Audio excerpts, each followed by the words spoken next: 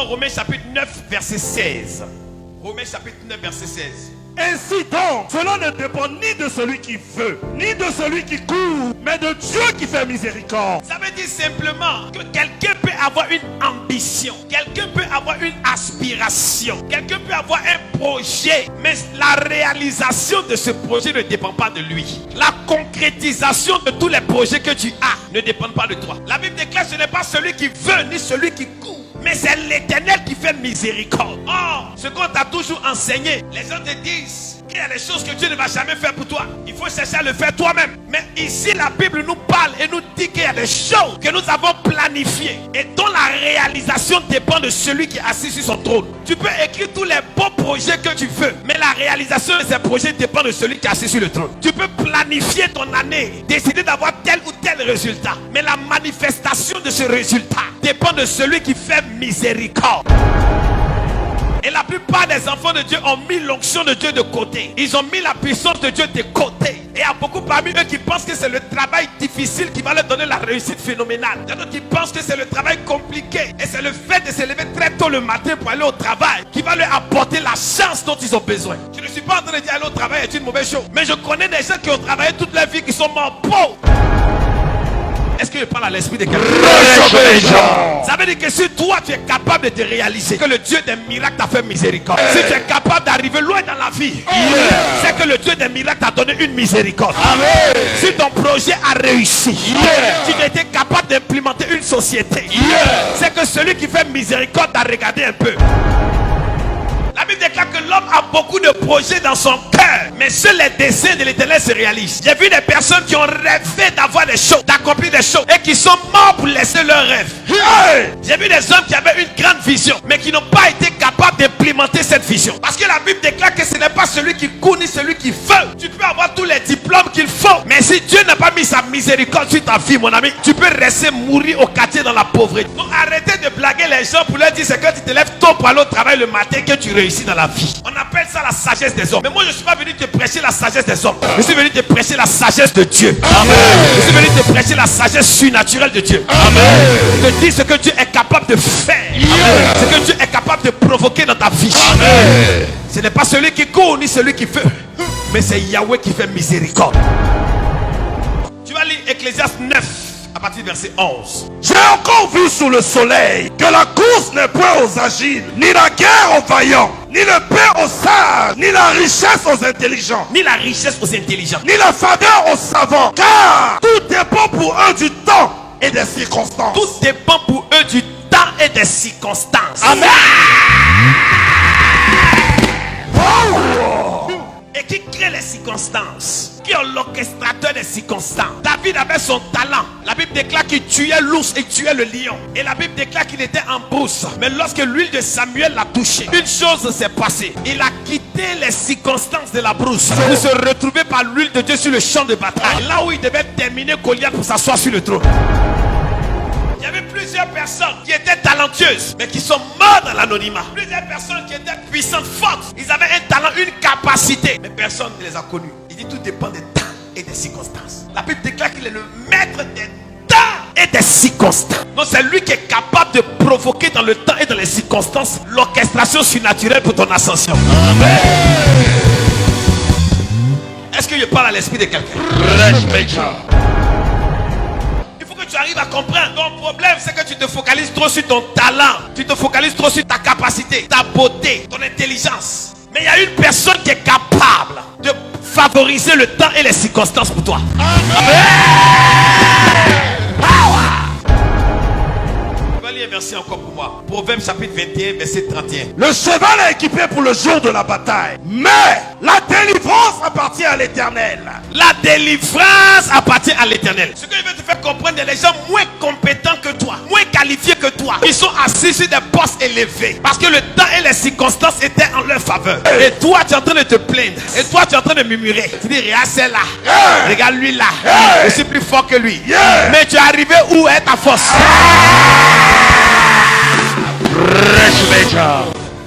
Et à lui là, je sais prêcher que lui. Mais tu es arrivé où est ton talent de prédicateur? Parce que tu n'as pas été favorisé par le temps et les circonstances. Mais à partir de ce soir, Oh yes. Je t'introduis auprès du maître des temps. Je reçois. Il y a des gens qui sont moins belles que toi, qui sont mariés à des multimilliardaires. Quand tu la regardes, tu dis c'est là quoi. Vrai ou faux? Vrai. Parce que tu n'as pas été favorisé parce qu'on appelle les temps et les circonstances.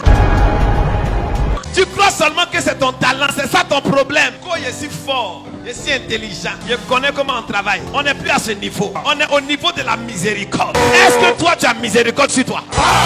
Est-ce qu'il y a une faveur qui t'accompagne? Est-ce que quelque chose de surnaturel marche avec toi? C'est là où on est arrivé maintenant. Il y a des gens moins qualifiés que toi qui sont ministres. Parce qu'ils ont été favorisés par le temps et par les circonstances. Et par celui qui fait miséricorde. Ce soir je suis en prière pour toi. Qu'il te fasse miséricorde. Qu'il te fasse miséricorde. Qu'il te fasse miséricorde. Pourquoi est-ce que tu dois venir auprès de celui qui est miséricordieux? Pourquoi est-ce que tu dois marcher avec le maître des temps et des circonstances? Faut lire Proverbe chapitre 21 verset 1. Le cœur du roi. Il dit le cœur du roi. Le roi signifie quelqu'un qui est dans une place de pouvoir, quelqu'un qui est un décideur, quelqu'un qui est dans une position d'autorité, quelqu'un qui fait faire un décret sur ta vie et puis ta vie change. Maintenant la Bible déclare que lui qui est dans son poste de pouvoir, son cœur est un courant d'eau dans la main de l'Éternel, dans la main du miséricordieux, du maître des temps et des circonstances. Il incline partout où il veut. Il incline ce cœur-là dans toutes les directions. Partout tu me suis, partout tu me regardes. Il dit partout tu me suis, partout tu me regardes. Qu'il incline le cœur des gens de ta génération en ta faveur. Qu'il incline le cœur des rois en ta faveur. Qu'il incline le cœur des boss en ta faveur. Il incline le cœur des ambassades en ta faveur. Le cœur des DG des banques en ta faveur. Partout tu me suis, sois divinement favorisé. Qu'il incline le cœur des rois de ta génération, des puissants de ta génération. La Bible déclare qu'il incline partout où il fait. Qu'il incline en ta faveur.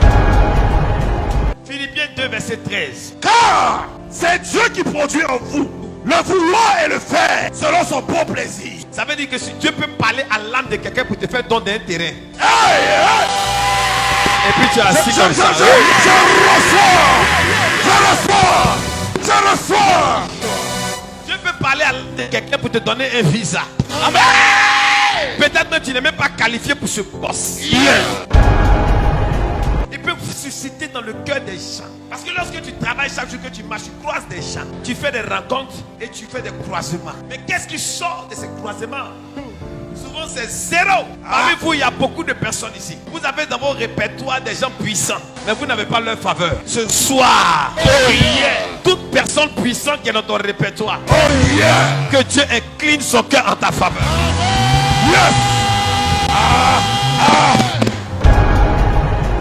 Deutéronome 8 verset 18. Je te montre quelque chose d'autre.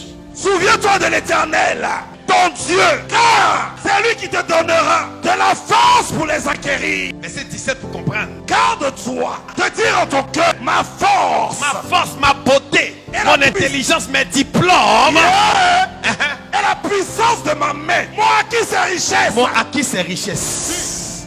Il dit faut te garder de dire ça. On dit comment tu as fait pour arriver là? Tiens champion, c'est le bara. Il faut bara. Tiens plaisantais. Je connais des gens qui baraquent toi, qui n'ont jamais roulé même une petite moto. Est-ce que je parle à l'esprit de quelqu'un? Il dit garde-toi de dire en ton cœur, la force et la puissance de ma main m'ont acquis ces richesses. Il dit mais tu te souviendras de l'Éternel ton Dieu. Car c'est lui qui te donne la capacité, la puissance, l'énergie nécessaire, l'onction. C'est lui qui t'accorde la miséricorde. C'est lui qui influence les temps et...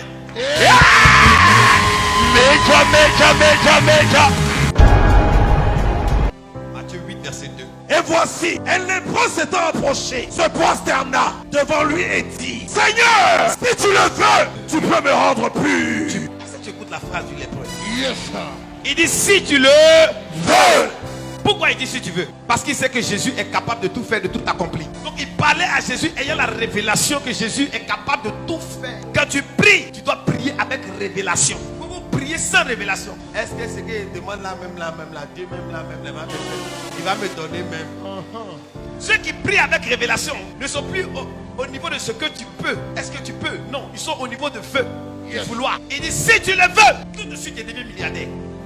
Il dit si tu le veux seulement. Parce que tu es le maître des temps et des circonstances. Tu es celui-là même qui écrit le cœur des gens de cette génération. Il dit si toi tu dis, ça commence en même temps. Le lépreux avec la révélation. Est-ce que ce soir quelqu'un va prier avec révélation? La femme qui perdait le sang depuis 12 ans, elle a parlé à Jésus avec révélation. Elle disait, je sais que lui là, si il touche son habit seulement, je serai guéri. Le problème c'est que vous n'avez pas la foi. Vous ne croyez pas que Dieu peut vous bénir. Voici tout le problème. Voici ton problème. Tu crois en rien. Sur lequel tu crois, tu n'es plus au niveau de dire, est-ce que Dieu peut faire? Est-ce que Dieu va faire? Quand tu crois, tu dis Seigneur, si tu le veux, de soi-même ma vie. Parce que tu sais qu'il est le maître des temps et des circonstances. Quand tu parles à Jésus avec révélation, tu ne regardes pas où tu habites, ni où tu es né, et de quelle famille tu viens. Tout ce que tu sais, c'est sa puissance. Ton intelligence, ta force, ton esprit repose sur sa puissance. Tout ton cerveau est programmé sur sa puissance. C'est sur sa capacité. Tu penses à tout ce qu'il est capable de faire. Et toi, tu es encore rattrapé par ton background. Tu es encore rattrapé par là où tu es né. Oh, je viens d'une famille pauvre. Mon père est pauvre. Ma mère est pauvre. Dieu s'en fout de ça. Si tu marches avec Dieu, marche avec révélation. La femme qui perdait le sang a marché avec révélation. Elle a touché le vêtement de Jésus avec révélation. D'autres personnes le touchaient mais n'avaient pas de miracle. Comme elle avait une révélation particulière, l'onction l'a localisée. Ce soir, quelle est ta révélation? Est-ce que tu crois qu'à partir de cette soirée, à partir de ce temps de chaîne, Dieu va débloquer les choses pour toi?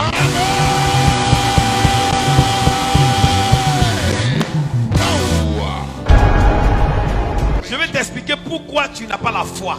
On dit la foi vient d'où? De ce qu'on entend. Donc, si tu t'assois pour entendre quelque chose, ça veut dire qu'il y a quelqu'un qui te parle. Et la personne qui te parle, ses paroles n'ont pas provoqué dans ton cœur la foi. Parce que la foi vient de ce qu'on entend. Oh, toi, depuis que tu es né, tu es assis et on te parle, on t'enseigne. Mais depuis tu n'as pas eu la foi. C'est la faute à qui? C'est la faute à celui qui te parle. Parce que celui qui te parle t'enseigne la sagesse des hommes. La Bible déclare que la sagesse des hommes est une folie pour Dieu. Dans la sagesse des hommes, on ne croit pas à la guérison miraculeuse. Dans la sagesse des hommes, on croit au travail difficile. Il faut se lever très tôt le matin forcément pour aller au travail. Mais il y a des milliers de personnes qui l'ont fait, qui sont morts pauvres et misérables. Dans la sagesse de Dieu, ta foi repose sur sa miséricorde. Amen. Jérémie 10, verset 21. Les bergers ont été stupides. Les pasteurs, les enseignants, ils disent les bergers ont été comme stupides. Ça veut dire qu'ils ont été bêtes, si tu ne comprends pas. On dit les bergers, ceux qui te conduisent là, ils ont été comment? Bêtes. Pourquoi? Écoute la suite. Ils n'ont pas cherché l'Éternel. C'est pour cela qu'ils n'ont point prospéré et que tous leurs troupeaux se dispersent. Il dit les bergers ont été bêtes. Ils ont été stupides. Ils n'ont pas cherché l'Éternel. Donc il y a des bergers qui sont comment? Stupides. La Bible déclare qu'ils n'ont pas cherché l'Éternel. C'est pour ça qu'ils n'ont pas prospéré. Parce que les bergers ont dit que tu ne peux pas jeûner pour être prospère. Tu ne peux pas jeûner, prier pour avoir l'argent. Tu ne peux pas prier seulement jeûner pour aller de l'avant. Ils se sont convertis dans la sagesse humaine. Et tantôt le matin sort. Moi ça me fait rire quand les pasteurs disent ça. Et un pasteur qui dit aux gens qui arrêtent de prier, jeûner pour l'argent, lève-toi, va au travail. C'est lui qui est stupide. C'est ce stupide là dont la Bible parle. Je ne suis pas contre le travail. Le travail te permet d'exercer l'onction. Il dit tu réussiras dans ce que tu entreprendras. Mais tu ne peux pas dire à quelqu'un que le jeûne et la prière ne peuvent pas provoquer dans sa vie des temps et des circonstances. Ça, je ne serai jamais d'accord avec ça. Quelqu'un est en train de jeûner pour que Dieu ouvre les portes du travail. Arrête de jeûner, lève-toi, va tu travail. Il cherche l'Éternel. Toi, tu l'interdis de chercher l'Éternel. Parce que toi, tu n'as pas cherché l'Éternel. Tu as été stupide, tu n'as pas prospéré. Laisse les gens vont chercher l'Éternel. Parce que tu enseignes aux gens la sagesse des hommes. Au lieu de leur enseigner la sagesse de Dieu, qu'est-ce que Dieu n'est pas capable de faire? Dieu a dit à Pierre, va, jette ton filet dans l'eau. Le premier poisson que tu vas pêcher là, il y a des pièces d'or dans sa bouche. Prends ça et viens payer les impôts. C'est un miracle. Depuis qu'un poisson garde l'argent, il avait juste besoin de lancer son filet, c'est tout. Le mécanisme venait de celui qui est le miséricordieux, le maître des temps et des circonstances. Donc ne dis pas aux gens arrêtez de jeûner, arrêtez de prier. Ça ne peut pas vous donner travail. C'est n'importe quoi. Je vais chercher le travail, mais je vais jeûner, prier d'abord. Pour que le maître des temps et des circonstances me donne de faire moins d'efforts. Arrêtez de blaguer les gens. La Bible déclare qu'ils ont été stupides. Au lieu de chercher la face de Dieu, ils ont cherché les stratégies des hommes. Et ils t'ont communiqué ce message qui est un message 100 fois. Et tu t'es levé tôt le matin, ça fait 10 ans que tu cherches le travail, tu n'as pas encore eu. Et quand tu connais un sorcier, sorcier peut s'asseoir sur ton diplôme tout de suite. Il faut le mettre des temps et des circonstances pour dégager le pouvoir de la sorcellerie. Amen. Il y a des choses que ton intelligence ne peut pas faire. Tes diplômes ne peuvent pas faire. Il faut l'intervention de Dieu. Une intervention surnaturelle. La Bible déclare que Pharaon a pris la femme d'Abraham. Dieu lui a parlé dans son rêve pour le menacer. Quel diplôme a provoqué ça? Il y a des choses qui nécessitent l'intervention surnaturelle des anges. Et la Bible déclare que les bergers ont été stupides. Ils n'ont pas cherché l'éternel. Ils n'ont pas orienté vers l'éternel. Les bergers qui te disent, tu veux l'argent, va travailler. Est-ce que tu connais le nombre de personnes qui travaillent, qui n'ont pas l'argent? Est-ce que toi tu sais? Il y a une révélation qui est au-dessus de la révélation que tu as. Chaque matin tu te lèves, tu t'en vas au magasin. Soit tu t'assois là-bas matin qu'on soit, il n'y a pas de client. Gigi ou bien c'est pas Gigi? Gigi. Tu as ouvert ton salon de coiffure. Tu t'assois là, il n'y a pas de client. Je veux te parler de celui qui te donne la puissance pour acquérir les richesses. Une révélation au-dessus de la révélation que tu as.